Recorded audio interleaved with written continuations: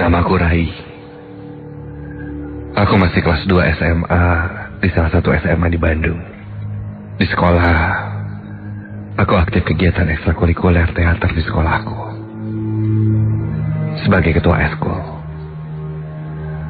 Dan ketika itu, aku sedang sibuk-sibuknya dengan anak-anak baru di eskulku itu. Mengingat ekstrakurikulerku itu akan mengadakan malam keakraban sebagai bagian dari programku untuk pelantikan anggota baru. Aku pun survei tempat untuk lokasi pelantikan nanti.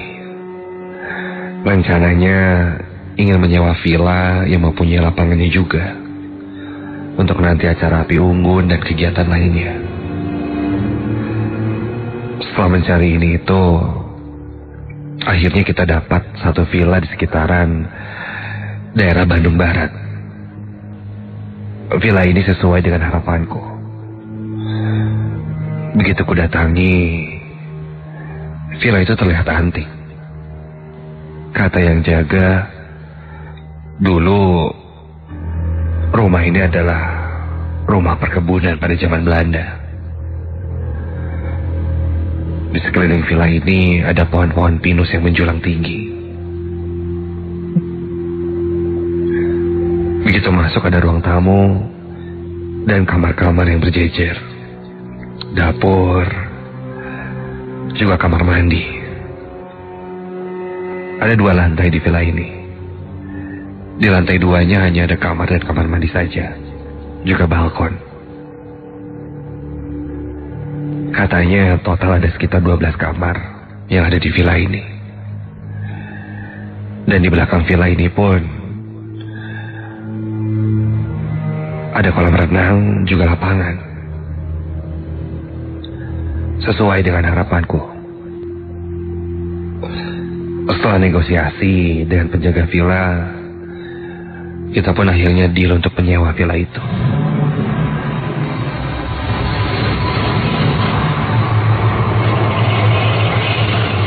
Perjalanan dari villa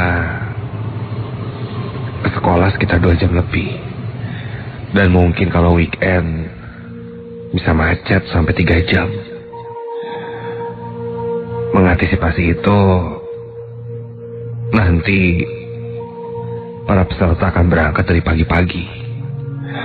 Namun aku dan beberapa panitia lainnya akan menginap lebih dulu sehari sebelumnya. Acara akan dilaksanakan Sabtu dan pulang Minggu. Maka hari Jumat, sepertinya aku sudah harus berada di sana untuk mempersiapkannya bersama temanku yang lain. Sampailah pada hari itu.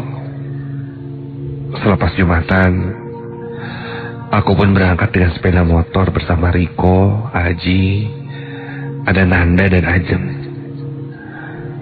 Mereka adalah panitia inti yang akan mempersiapkan semuanya terlebih dulu. Mulai dari membuat patok untuk pos to pos, mempersiapkan kamar dan segalanya. Siang itu langit sedang cerah. Dan tidak ada hambatan apapun. Perjalanan pun tidak begitu macet. Hingga sekitar jam 3:30 sore, kami sudah tiba di sana. Begitu sampai dan berkoordinasi dengan penjaga villa, kami pun mulai mempersiapkannya satu persatu kebutuhan untuk acara nanti. Penjaga villa itu bernama Kang Asep, yang tinggal tidak jauh dari villa. Katanya, kalau ada apa-apa, tinggal bilang saja.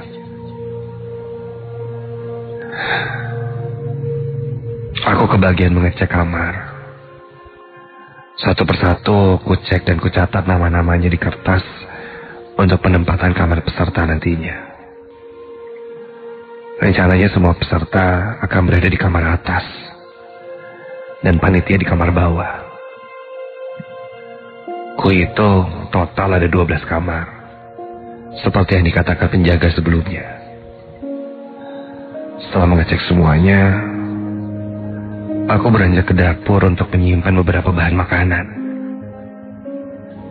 Dan saat itu, di dekat dapur, ada satu kamar lagi yang tertutup. Loh,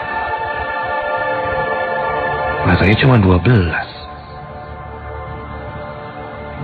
Kok masih ada satu kamar lagi? Aku coba buka gagang pintunya.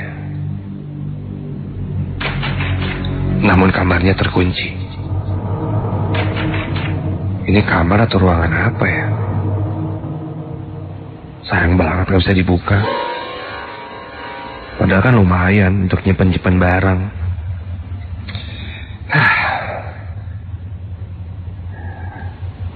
Aku pun tidak terlalu memikirkannya dan kembali ke dapur.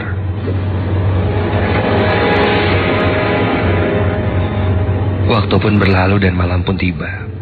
Udara dingin sudah mulai terasa khas daerah atas. Kami membuat kopi untuk menghangatkan badan sambil meeting untuk acara besok. Tak terasa obrolan itu pun berlarut. Sampai ketika aku sadar, sudah jam 11:30 malam. Suasana semakin sepi di villa itu. Nanda dan Ajeng duluan pergi ke kamar untuk tidur. Sedang aku, Riko, dan Aji masih terjaga.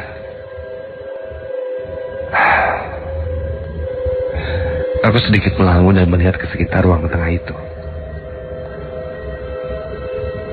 Ada banyak foto-foto keluarga di sana. Kuperhatikan foto-foto itu keluarga Belanda. Warnanya masih hitam putih dan sudah terlihat sangat tua. Juga ada foto-foto orang pribumi lainnya. Dan yang menarik, di paling pojok hampir tidak terlihat ada foto seorang perempuan yang sedang bermain piano. Namun foto itu sudah berjamur, jadi tidak begitu jelas. Hanya grand pianonya saja masih terlihat lumayan jelas. Wajah perempuan itu pun sudah terhalang oleh jamur yang menempel di foto itu.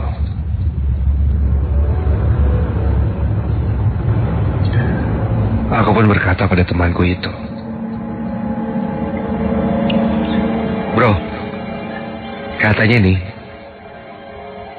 ini tuh dulu bangunan bekas orang Belanda.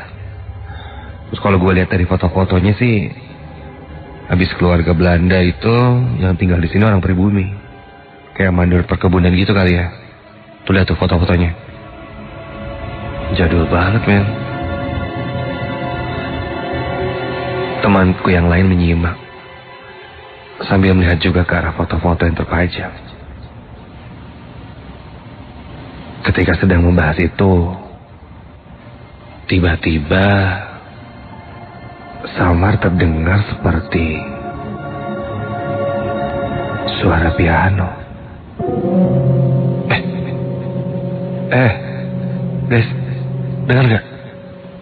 Ada suara piano. Jelas ini mah. Dengar ya, suara piano dengar ya. Begitu kata aku. Temanku yang lainnya juga mendengarnya. Dari mana ya? Tuh. Oh, jelas kan? Ini kayaknya ada piano di villa ini. Iya gak sih?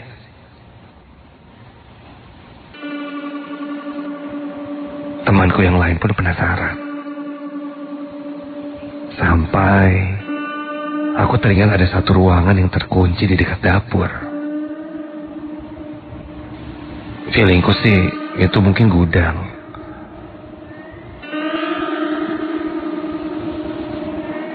Dan sepertinya di dalam ruangan itu ada piano.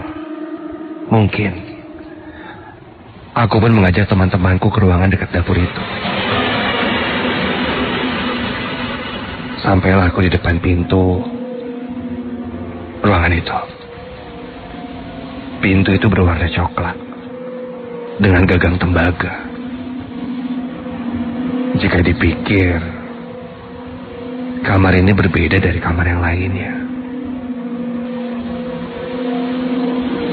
Kamar yang lainnya sepertinya sudah direnovasi. Namun yang ini, gagangnya pun terlihat masih kuno. Dengan lubang kunci yang masih lama.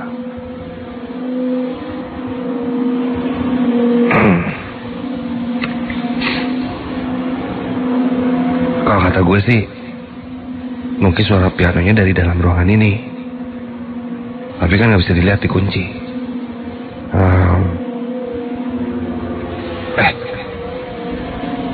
Ji, coba lo intip dari lubang kunci. Lihat ada apaan, Ji?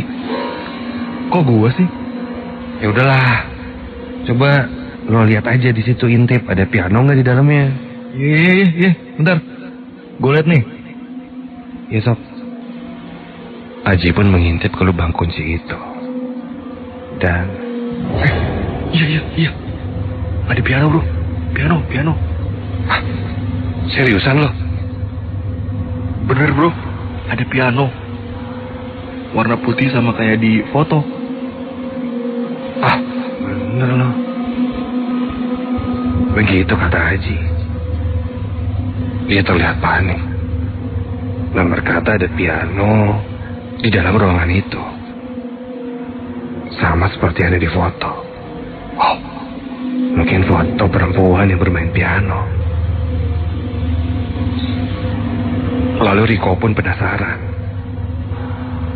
Kali ini dia pun mencoba mengintip. Dari lubang kunci di pintu itu. Coba Rik, lo lihat ada apaan? Beneran gak ada piano? Iya, ada tuh piano. Iya ada piano. Tapi tunggu. Astagfirullahaladzim. Kenapa? Rik. Kenapa? Serius? Gue liat cewek bro, pakai baju putih, lewat depan piano. Sumpah asli, merinding nih. Lo lihat tangan gue, merinding. Ah, bener. Ah, jangan bercanda lo. Udah, jadi gue lihat sendiri deh. Awas nih kalau kalian pada bohong. Aku pun jadi penasaran. Riko bilang melihat perempuan. Dan Haji juga bilang melihat piano. Ah, takutnya mereka cuma bercanda doang nih. Aku pun ingin melihatnya sendiri. Lalu aku pun mengintipnya. Dan ketika aku lihat,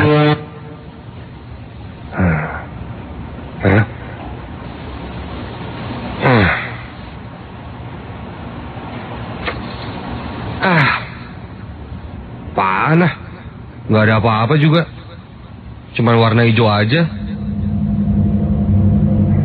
Tidak seperti yang mereka bilang. Aku tidak melihat piano di sana.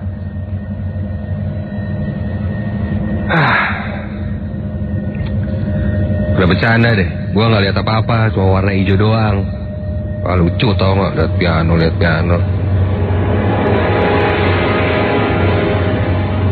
Namun wajah Riko dan Haji nampak heran. Dia bilang jelas melihat piano dan Riko jelas melihat perempuan yang lewat di depan piano itu. Dan menyuruhku agar bilang sama penjaga villa. Tapi aku menolak. Karena ini sudah jam 12 malam. Dan mending kita tidur aja. Kang Asepnya juga pasti lagi istirahat. Ya, balik kamar yuk. Udah balik kamar, tidur. Besok persiapan pagi-pagi gimana sih? Balik.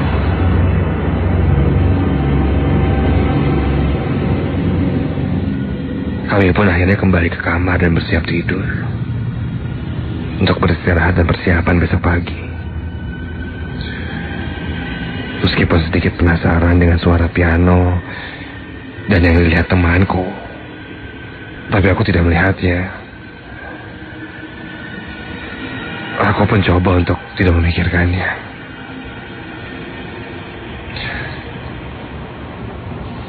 Sekitar jam 12 malam lebih, kita pun tertidur. Entah untuk berapa lama, sampai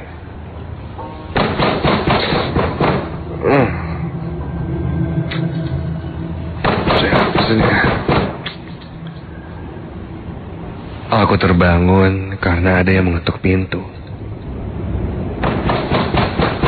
Siapa sih? Riko dan Aji nampak tertidur pulas. Aku pun terbangun dan membuka pintu. Ketika aku lihat, ternyata itu Ajeng. Ngapain sih lo malam-malam kayak gini? Anterin ke kamar mandi dong, takut nih. Si Nanda tadi dibangunin gak bangun terus. Dasar cewek. Yaudah cepetan ya. Ngantuk gue. Gak ada aja nih. Aku pun mengantarkan Ajeng ke kamar mandi. Sampai di kamar mandi, Ajeng pun masuk. Dan aku pun duduk di kursi yang ada di dapur, di sebelah kamar mandi dan menunggunya. Sampai dari dalam kamar mandi terdengar Ajeng memanggilku. Rai, kamu tadi dengar suara piano ya? Iya. Lo denger juga? Iya. Tuh kan benar. Riko sama Aji juga dengar. Dan katanya di ruangan ini nih yang deket dapur ada gitu, ada piano gitu. Pas diintip dari lubang kunci, mereka lihat piano gitu. Kok ngintip-ngintip sih? Penasaran aja. Tapi pas gue lihat nggak ada apa-apa tuh, nggak ada piano, cuma warna hijau aja gitu. Kayaknya ruangannya warna hijau kali ya. Emang ada piano kok di sana? Hah? Soto yang tahu dari mana? Yang main piano itu kan saya. Ah, apaan sih lo? GJ deh. Buruan sih lama banget. Ajeng. Oi. Pintu kamar mandi pun terbuka perlahan. Dan ketika aku lihat, loh, hah? Di dalam kamar mandi itu tidak ada siapa-siapa. Bulu kuduku merinding seketika. Dan ketika itu tiba-tiba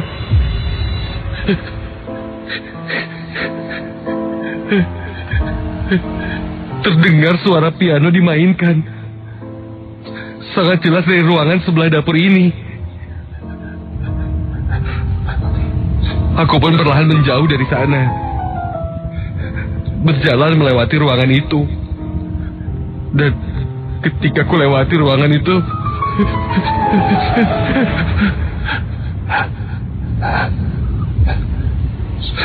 suara piano itu hilang. Langkahku terhenti sejenak. Aku coba mengatur nafasku. Dan saat aku akan melangkah lagi,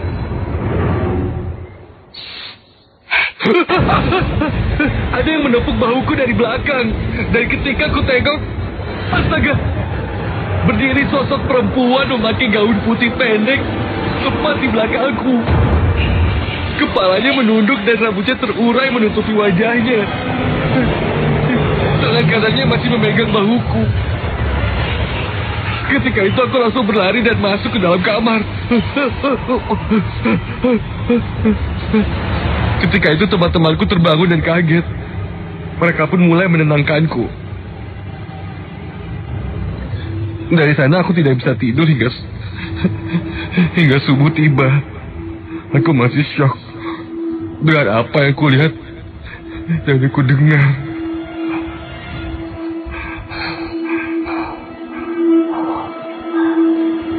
Pagi harinya, kulihat Kang Asep sedang berada di taman dan menyiram tanaman. Aku, Riko, dan Aji pun mendatanginya dan menceritakan kejadian semalam yang aku alami. Kang Asep pun membenarkan. Dia lupa memberitahu kalau di villa itu ada satu ruangan yang tidak boleh dibuka, yaitu ruangan di dekat dapur. Memang di dalam sana ada piano tua yang sudah rusak dan bahkan tidak bisa berbunyi. Dulu piano itu punya seorang perempuan, anak angkat dari menir Belanda yang tinggal di sana. Anak itu orang pribumi yang pintar bermain piano. Sampai akhirnya terjadi pemberontakan dan membuat anak itu terbunuh. Konon memang sering terdengar suara piano yang berbunyi sendiri dari ruangan itu ketika malam hari. Kang Asep pun menjelaskan dia pernah melihat sosok perempuan itu. Sosok perempuan itu rambutnya sebahu, memakai gaun pendek putih, dan matanya hijau. Mendengar itu aku langsung merinding. Berarti ketika aku mengintip dari lubang kunci itu dan yang kulihat hijau itu, astaga, saat itu aku sedang bertatapan mata dengan perempuan itu.